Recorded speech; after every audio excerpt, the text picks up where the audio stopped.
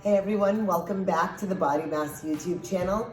My name is Virginia, one of the owners here at Bodymass, and I'm here at our Washington, D.C. location. And today I want to take you through 3 different exercises that I always have all of my brand new clients go through. I'll go through the exercises and I'll kind of explain why we do them.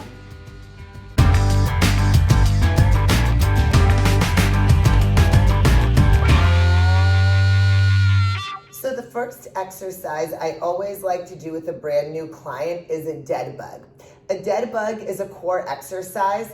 In addition to showing me the strength of their core, I can learn a lot about a client's movement.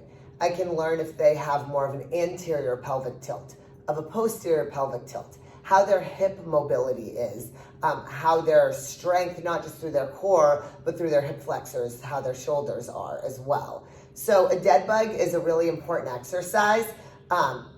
If you come to Bodymass, you have done dead bugs over and over again. In my own personal workouts, I do them all the time. So it's definitely a great exercise. So I want to show you 2 different variations of a dead bug. The first one is a dead bug with a wall drive. I'm going to be using this box, pretending it's a wall, just so you can see me from the side, so I can set up in a little bit of a more ideal position. But what I'm going to be doing here is setting up with my head about 6 inches away from the wall, palms flush against the wall, elbows point up to the ceiling, and legs are in a tabletop position. From here, I'm driving my hands as hard as I can into the wall. What I'm looking for is to see if a client can flatten their back all the way down while keeping their shoulders down and head back.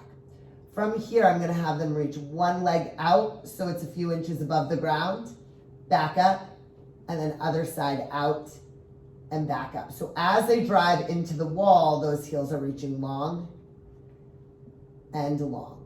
So on these dead bugs, like I said, I'm looking to see if their back can stay flat on the ground. I'm looking to see if they can bring their knees back up to so their thighs are in a more vertical position. And I'm seeing if they can control the movement as they go out while providing pressure on the wall.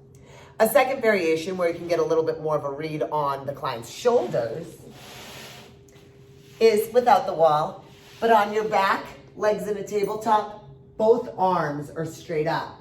And then from here, having the client not just reach a leg, but also reach the opposing arm, back on up, and other side, reaching the opposing arm and leg, and back on up. So on this dead bug variation, same thing. I'm looking to see if their back can stay flat.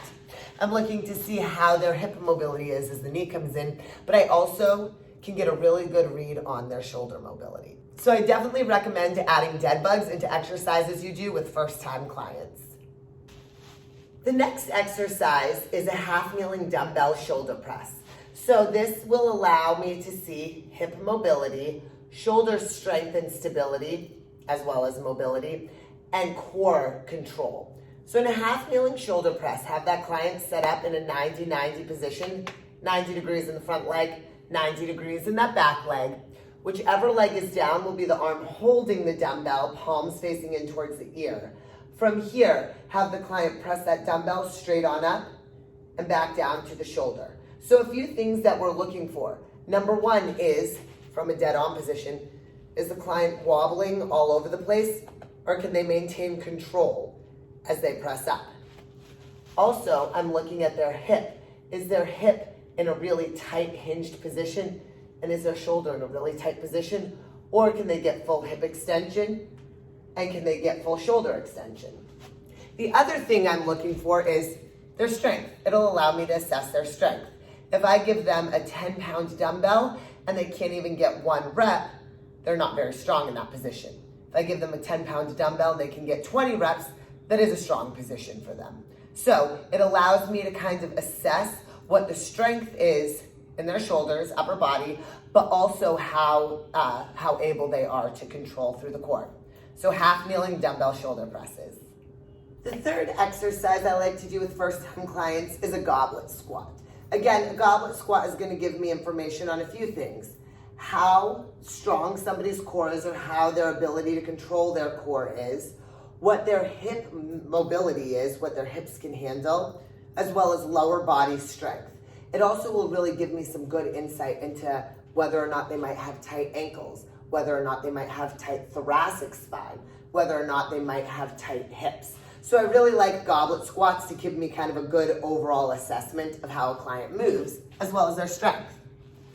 So to do the goblet squat, have them hold a dumbbell, moderate weight dumbbell up at their chest. I'm gonna face on a diagonal so you guys can see me better. Holding the dumbbell at your chest, squat down, elbows towards the insides of the knees, and then standing on up nice and tall. So again, the things I'm looking for is, as they squat down, do they hunch and round through their upper back, or are they able to keep it tall? As they squat down, are they able to get good depth where their elbows can come all the way to their knees, or can they only get this low? From a front view, are their knees caving in as they squat, or can they push them out wide? So it'll give me a good sense of their strength, their mobility, and their control, really in everything from the shoulders down. So I'll always have first-time clients do goblet squats as well. All right, guys, well, thank you for tuning in and learning a little bit more about the top 3 exercises that I always like to do with first-time clients. If you guys enjoyed this video, hit the like button. And if you're not already subscribed, make sure you subscribe to our channel. We'll see you soon.